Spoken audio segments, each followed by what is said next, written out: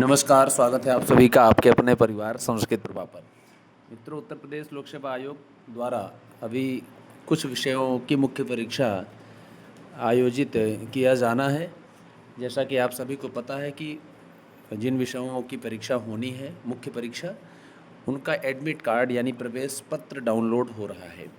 तो आज इस वीडियो के माध्यम से हम बात करेंगे विशेष रूप से जो अभी हाल ही में संस्कृत विषय की परीक्षा होने वाली है।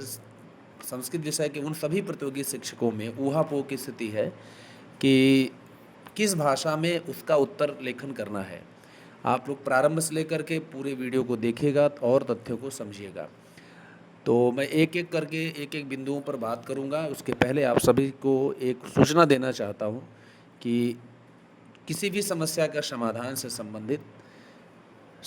से संबंधित वीडियोज़ आप सभी को मिलते रहते हैं। तो जो भी साथी इस चैनल पर नए हैं, चैनल को सब्सक्राइब करके बेल आइकन प्रेस कर देंगे ताकि नोटिफिकेशन के माध्यम से आप तक सभी समस्याओं का समाधान प्राप्त होता रहे।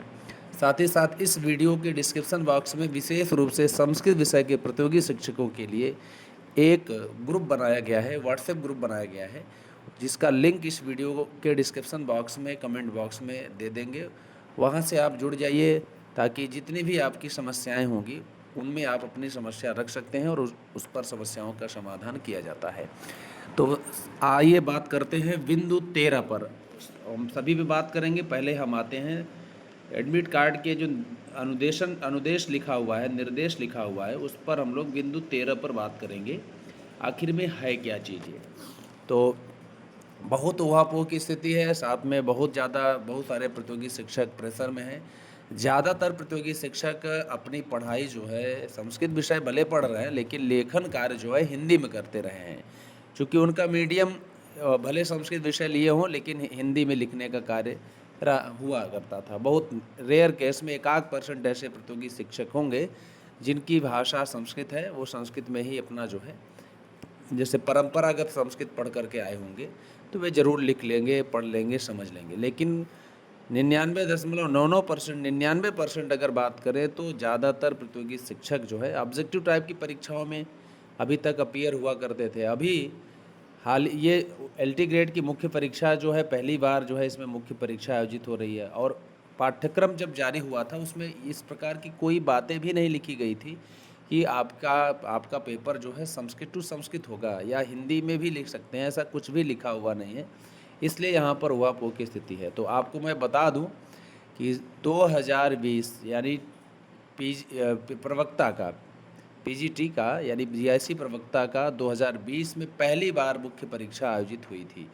तो उसमें भी यही बिंदु था, सेम यही जितने निर्देश लिखे हुए हैं एडमिट कार्ड पर, आप ए टू जेड अगर आपको न विश्वास हो रहा हो तो आप अपने किसी भी इष्ट मित्र जो परिचित में हैं, जो प्रवक्ता में भर्ती में बैठे रहे होंगे, उनसे आप संपर्क कर लीजिएगा। हमने तो संपर्क कर रखा है, आप भी कर लीजिएगा। केवल ये सांत्वना वीडियो है, वैसा कोई नहीं है। आपको जिस भी भाषा में लगेगा उस भाषा में आप अपना उत्तर दे सकते हैं। लेकिन पहले इस बात को समझ लीजिए, प्रवक्ता में भी इसी प्रकार से निर्देश लिखे हुए थे, सेम टू सेम। और मैं कोशिश कर रहा हूँ कि आपको किसी वीडियो के माध्यम से प्रवक्ता विषय के कोई भी प्रतियोगी शिक्षक जो पुराने हैं, जो चयनित हो चुके हैं, उनसे उनकी रिकॉर्डिंग या उनसे प्रवेश पत्र की जो चाहिए ये निर्देश हैं उसको ले करके आपको दिखा सकें। यहाँ मैं किसी को यह नहीं कह रहा हूँ कि आप हिंदी में न लिखें या आप केवल संस्कृत में लिखें। आपको जिस भाषा में उत्तर देने आप दे सकते हो, दे सकते हैं। लेकिन यहाँ जो लिखा हुआ इस बात से भय व्याप्त है कि आखिर में परीक्षा संस्कृत है तो संस्कृत में लिखें या हिंदी में लिख सकते हैं या मिक्स लिख सकते हैं। उसमें ये बातें लिखी हुई हैं कि आपके मार्क्स काटे जाएंगे, क्या है कैसे है। तो अभी मैं पूरा बात कर रहा हूँ, बस आपको सांत्वना वीडियो यह दे रहा हूँ कि आप धैर्य से जो भी आपको जिस भी भाषा में आप उत्तर दे सकते हैं, दे सकते हैं। अब ये नहीं कि संस्कृत भाषा का उत्तर उर्दू में दीजिए या इंग्लिश में दीजिए, लेकिन देवनागरी लिपि दोनों भाषाओं की है। हिंदी और संस्कृत दोनों की भाषाओं की लिपि क्या है? देवनागरी है। इसलिए आपको जिसमें लगे, मतलब अगर अभी मैं बात करूंगा कुछ प्रश्नों को दे करके, मान लीजिए इस टाइप का कोई प्रश्न आया तो उसका उत्तर कैसे देंगे।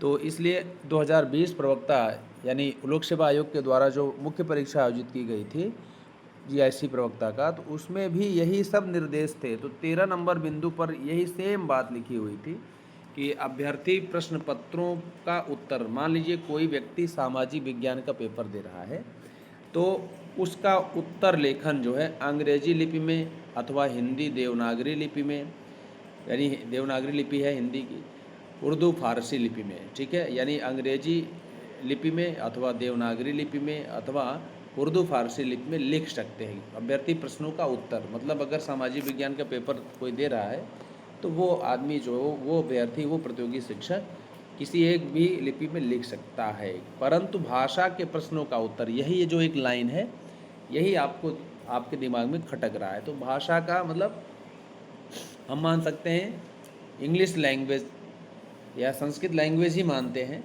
तो संस्कृत में लिखना है, भाषा का उत्तर उसी भाषा में दिया जाना आवश्यक है, मतलब आवश्यक है। तो यहाँ आप आवश्यक है किसी एक ही प्रश्न पत्र के कुछ प्रश्नों के उत्तर, मतलब जैसे मान लीजिए 20 प्रश्न है तो 5 प्रश्नों का उत्तर अंग्रेजी में दिया, 5 प्रश्नों का उत्तर उसने हिंदी में दे दिया, ये टाइप का गलती ना हो। अंग्रेजी में और कुछ का हिंदी या कुछ का उर्दू में लिखना तथा एक ही प्रश्न का उत्तर अंग्रेजी हिंदी एवं उर्दू तीनों में लिखना वर्जित है। ये निर्देश है। मतलब आप सामाजिक विज्ञान कोई पेपर दे रहा है मान लीजिए, तो उसमें एक प्रश्न का उत्तर उसने आधा अंग्रेजी में लिखा है, आधा हिंदी में लिख दिया, आधा उर्दू में लिख दिया, तो ये नहीं होना चाहिए। अब बात आती है संस्कृत भाषा के लिए इस बिंदु के अनुसार कि भाषा का उत्तर भाषा में ही दिया जाना है, तो इससे आपके दिमाग में एक तरीके से भ्रम है और बना हुआ है कि आखिर में संस्कृत भाषा का उत्तर संस्कृत में देंगे। और यहाँ आपको पता होना चाहिए कि ज़्यादातर प्रतियोगी शिक्षक संस्कृत में, क्योंकि उनका अभ्यास नहीं है इसमें, हमारी आपकी मजबूरी है। अगर हमसे भी कोई कहेगा कि आप मुख्य परीक्षा लिखें तो हो सकता है संस्कृत में न लिख पाएँ, हम भी हिंदी का प्रयोग करके ही लिख पाएँ, क्योंकि हमने उस तरीके से हमने कभी अभ्यास नहीं किया। पहली बार हम परीक्षा में बैठ रहे हैं, मुख्य परीक्षा में, तो हम आपको केवल सांत्वना दे रहे हैं कि जो 2020 में प्रवक्ता की भर्ती हुई थी उसमें बहुत सारे प्रतियोगी शिक्षक अपीयर हुए थे और उनका चयन भी हुआ है। उन्होंने हिंदी भाषा में संस्कृत भाषा में मिक्सअप करके लिखा था और ये निर्देश भी लिखा हुआ था। मैं आपको बाध्य नहीं कर रहा हूँ, आप अपने स्वेच्छानुसार पेपर दीजिएगा। मैं शुरू से लेकर के लास्ट तक यही कह रहा हूँ, जिस भी भाषा में आपको लग रहा है कि हमें उस प्रश्न का उत्तर मैं दे सकता हूँ तो आप देने का प्रयास करिए। अगर आपकी अच्छी संस्कृत है, टूटी फूटी संस्कृत में उत्तर देने से तो और भी नंबर कट सकता है, सीधी बात है। यदि आप संस्कृत नहीं लिख पा रहे हैं, उल्टा सीधा संस्कृत लिखेंगे तो उसमें नंबर कटने का चांस बढ़ जाता है। नंबर कटने का क्या, आप जो है आप भाषा को आप उस प्रश्न का उत्तर व्यक्त नहीं कर पाएंगे तो निश्चित रूप से आपको नंबर कम मिलेगा। तो इसलिए आपकी इच्छा, आप अपने इच्छा को प्रबल करिए, थोड़ा मजबूत करिए और उत्तर पूरा जिस भी भाषा में आपको देने का मतलब आपकी इच्छा हो रही, चाहे वो हिंदी में और संस्कृत दोनों मिक्स करके, अथवा संस्कृत अच्छी है, आप बहुत ही लेखन कार्य अच्छा कर रहे हैं, संस्कृत में लिख लेते हैं, तो आप संस्कृत में दीजिएगा। कोई ये नहीं कह रहा है कि आप जो है केवल हिंदी में दीजिए या केवल संस्कृत में दीजिए। आपके अंदर वो प्रतिभा है कि नहीं, प्रतिभा के अनुसार ही तो आपको उत्तर देना है। और हमने उदाहरण भी दे दिया कि 2020 में सेम अनुदेश लिखा हुआ था, सारे प्रतियोगी शिक्षकों ने ज़्यादा से ज़्यादा जो संस्कृत कभी लिखा ही नहीं था तो हिंदी संस्कृत का मिक्सअप करके लिखा था। ये मात्र मैं आपको एक तरीके से उदाहरण दे सकता हूँ बस, बाकी आपकी इच्छा है, आपके ऊपर कोई बाध्यता नहीं है। आप लिख सकते हैं, संस्कृत अगर अच्छी है तो आप संस्कृत में लिखिए। टूटी फूटी संस्कृत है, मतलब थोड़ा बहुत अच्छी है तो तब भी लिख सकते हैं, लेकिन अब संस्कृत आती ही नहीं है, लिखना एक लाइन भी नहीं आता है, तो फिर आपके लिए क्या हो सकता है आप स्वयं से बताएंगे कमेंट बॉक्स में। तो ये 13 नंबर बिंदु का हमने केवल स्पष्ट किया है और जितना हमें पता था उतना हमने आपको इस वीडियो के माध्यम से बताया है। तो सभी लोग आश्वस्त हो जाइए, धैर्य बना के रखिए और पढ़ते रहिए, लेखन कार्य करते रहिए। इसमें आपको प्रश्न बनाया हुआ आएगा और उसमें स्पेस होगा, उसी में लिखना होगा। ये नहीं कि आपको वहाँ पर पेज दिया रहेगा, मतलब प्रश्न दे करके लिखने का जो है थोड़ा सा स्पेस रहेगा, उसके अंतर्गत आपको लिखना होगा। आवश्यक सभी बिंदु आप पढ़ लिए होंगे, इसमें हम आपको बता दे रहे हैं संक्षिप्त रूप में क्या क्या करना है। परीक्षा के ठीक 1 घंटे 30 मिनट पहले, यानी परीक्षा जिस समय प्रारंभ होगी उसके 1.5 घंटे पहले आपको वहाँ उपस्थित होना है। और वहाँ पर जो है इसमें ये भी कहा गया है कि मुख्य परीक्षा में बैठना ही आपका अंतिम चयन नहीं है। अभी आपके डॉक्यूमेंट्स वेरिफिकेशन होंगे, उसमें कोई भी त्रुटि या कुछ भी कोई भी दिक्कत आएगी, आपका अभ्यर्थन निरस्त भी हो सकता है, ये भी निर्देश में लिखा हुआ है। आपको परीक्षा केंद्र पर 2 फ़ोटो और ID proof, Aadhaar card, PAN card, driving licence जो भी आपके पास हो आप ले जा सकते हैं। और प्रवेश पत्र के बिना आपको अंदर प्रवेश नहीं दिया जाएगा। परीक्षा के ठीक 1 घंटे 1.5 घंटे पहले आपको पहुंचना है। परीक्षा प्रारंभ होने के 45 मिनट पूर्व गेट बंद हो जाएगा, फिर आपको एंट्री नहीं मिलेगी, ये ध्यान से जानते रहिएगा। और आपको कोई भी चीटिंग का सामग्री लेकर के नहीं बैठना है, ये भी इसमें लिखा हुआ है। दृष्टिबाधित लोगों के लिए जो है त्रुत लेखक ले जाने की अनुमति होगी। आपको दिव्यांगता प्रमाण पत्र भी देना होगा, 2 फोटो के साथ वहाँ पर उपस्थित होना होगा। और अनुक्रमांक आपको कह रहे हैं कि उसके साथ में प्रश्न पुस्तिका सह प्रश्न सह उत्तर पुस्तिका के आवरण पृष्ठ पर केवल निर्धारित स्थान पर ही आपको अनुक्रमांक आदि भरना होगा, ठीक है। और ये आपका निर्देश है, आवश्यक निर्देश है। और उसमें मान लीजिए कोई सामाजिक विज्ञान आदि का परीक्षा दे रहा है प्रतियोगी शिक्षक, तो उसको मानचित्र इत्यादि मिलते हैं, तो मानचित्र इत्यादि को आपको ले करके घर नहीं जाना होगा, आपको वहीं पर जमा करना होगा। मतलब परीक्षा जब समाप्त होगी तो अपनी उत्तर पुस्तिका के साथ ही उसको भी देना होगा। ऐसा नहीं कि उसको आप उठा ले जाइए, उत्तर पुस्तिका दे दीजिए। ये सब इसमें निर्देश हैं, आप एक बार अपने से ज़रूर पढ़िएगा, ठीक है। और अगर मान लीजिए आपने 20 प्रश्नों को करना था, आपने 21 प्रश्न कर दिया है, तो शुरू से लेकर के 20 प्रश्न ही आपके 20 प्रश्न को का ही उत्तर आपका चेक होगा, 21वां प्रश्न आपका जोड़ा नहीं जाएगा।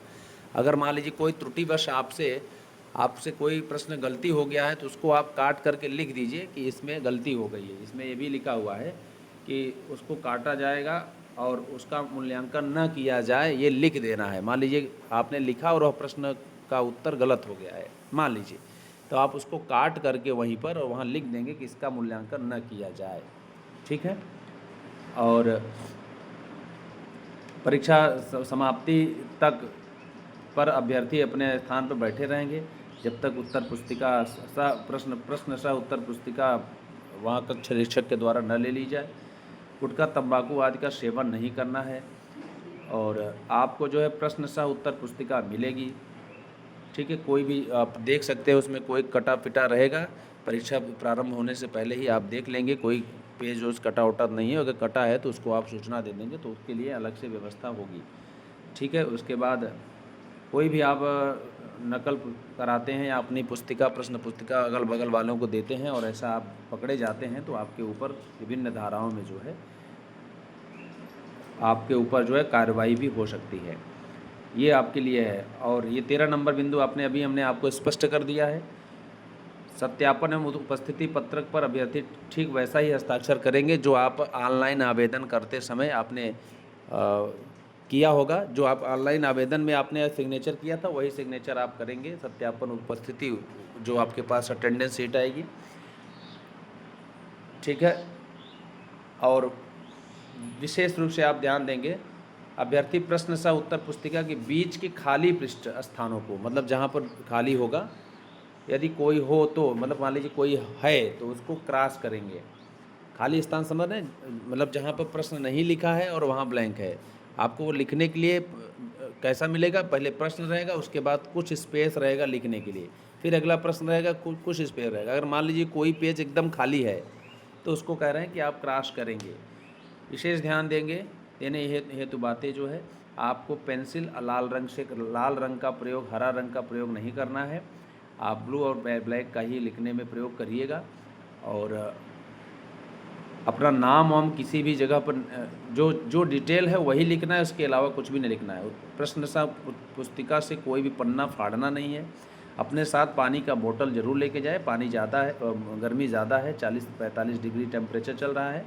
और एक विशेष बात और है, इसको ध्यान देने योग्य बात है ये आप जब आप प्रवेश पत्र निकाल रहे होंगे तो वहाँ पर एक उपस्थिति, देखिए यहाँ लिखा हुआ है, उपस्थित पत्रक अटेंडेंस शीट भी डाउनलोड कर एवं उस पर अपनी पासपोर्ट साइज की अभिप्रमाणित, मतलब अपने से ही स्वप्रमाणित फ़ोटो चिपका करके परीक्षा केंद्र पर ले आएंगे।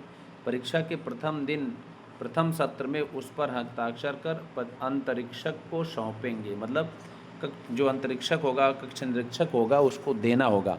तो जब आप प्रवेश पत्र डाउनलोड किए होंगे तो उस पर आपका अटेंडेंस सीट भी डाउनलोड करवा लेना चाहिए, अटेंडेंस सीट ले करके जाना होगा, ये चीज़ यहाँ पर लिखा हुआ है। ठीक है, तो ये आवश्यक निर्देश है। और अगर किसी और भी कोई समस्या हो तो कमेंट बॉक्स में ज़रूर लिखें। फिर से हम 13 नंबर बिंदु पर पुनः कहना चाह रहे हैं, हमारी तरफ से हम आपको या लोक सेवा आयोग का कोई कर्मचारी या अध्यक्ष सदस्य नहीं है। जो आप जैसे आप प्रतियोगी शिक्षक हैं वैसे हम भी हैं। बस हम आपको यही कहना चाह रहे हैं कि अगर मैं भी आपके स्थान पर रहता तो मैं अपने हिसाब से, क्योंकि मैं संस्कृत मान लीजिए लिखना मुझे नहीं आ रहा है, तो जाहिर सी बात है मैं किस भाषा में उत्तर दे सकता हूँ। आप स्वयं सोच करके कमेंट बॉक्स में कमेंट करिएगा। आप अपने जिस भी भाषा में, मतलब जिस भाषा मतलब हिंदी संस्कृत में से, अगर संस्कृत अच्छा जानते हैं, अच्छा लिखना जानते हैं तो संस्कृत में जिद दीजिएगा, कोई बाध्यता नहीं है। लेकिन अगर आपको संस्कृत लिखना नहीं आता है तो आप स्वयं बताएंगे कि आप कौन सा विकल्प चुनेंगे, कमेंट बॉक्स में लिखिएगा और हम आपके कमेंट का इंतज़ार करेंगे और जो भी समस्या होगी उस समस्याओं का समाधान करने का प्रयास करेंगे।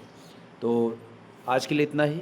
इस वीडियो को आप लोग ज़्यादा से ज़्यादा अपने सभी मित्रों तक शेयर करें। जो साथी चैनल पर नए हैं चैनल को सब्सक्राइब करके बेल आइकन प्रेस कर देंगे ताकि नोटिफिकेशन के माध्यम से आप तक सभी महत्वपूर्ण वीडियोज प्राप्त हो सके। 2-3 दिन 4 दिन बचा हुआ है। आप इस इस वीडियो के डिस्क्रिप्शन बॉक्स में संस्कृत विषय के लिए व्हाट्सएप ग्रुप का लिंक दिया जा रहा है, उस पर आप जुड़ जाइए। आपको कम से कम 2-3 400-500 प्रश्न उपलब्ध करा देंगे। 2-3 दिन आप अच्छे से घर में लिखेंगे, आपके लिए निःशुल्क इस पर जो है प्रश्नों की श्रृंखला दे दी जाएगी। आप सभी लोग जुड़ करके उसका लिखने का कार्य करें। आज के लिए इतना ही, धन्यवाद।